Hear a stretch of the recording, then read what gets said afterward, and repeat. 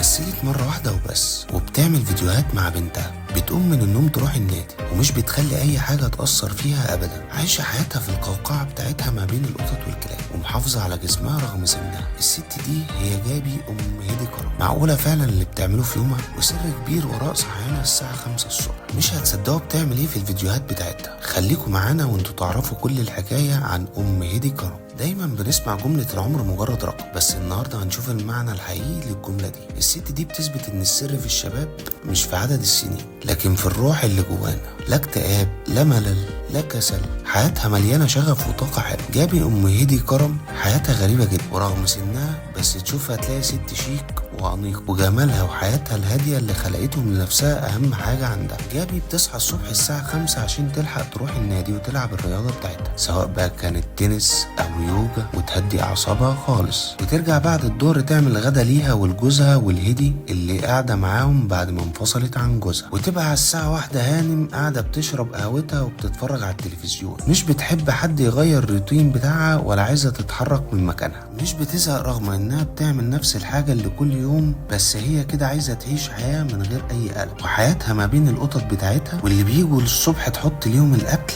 وكمان بالليل. وهي لا قطة واحدة بس بتدخل جوه البيت وشبهها مش بتحب تتعامل مع الناس. جابي بدأت تتعرف لما هدي قررت تعمل لها فيديوهات وتعرف الناس عليها. وبدأت من الطبخ والمطبخ واللي مش بتحب حد يدخله غيرها أبدا. كل الأكل اللي بتعمله بنفسها وبإيديها، والناس بتسأل عليها هدي كتير جدا لما مش بتظهر معاها. بقت فعلا بتظهر للجمهور على فترات قريبة، ما أخدت منها الجو بقى. ومن جمالها وشياكتها الجمهور بقى يطلب منها فيديوهات عن الجمال والمحافظة على الشباب. وفعلا خرجت وقالت للستات اللي سألتها تعمل ايه. جابي بعد ما ظهرت في الفيديوهات قررت ان هي تشارك في التمثيل، وطلعت مع بنتها في مسلسل واحد بس، وكانت في مسلسل وراء كل باب. والتجربة دي كانت صعبة عليها جدا، وكانت متوترة فيها ومش عارفة تحفظ. ومن وقتها عرفت ان شغلانة التمثيل دي مش سهلة، بس هي كانت عايزة تجرب. ومن يومها حلفت ما هي شغالة الشغلانة دي تاني. جابي عمرها ما كانت بتحب الفلوس ولا انها تجيب احدث موديلات ولا اي حاجة، ورغم انها بقى عندها القدرة المالية انها تغير عربيتها، بس لحد دلوقتي من اول الالفينيات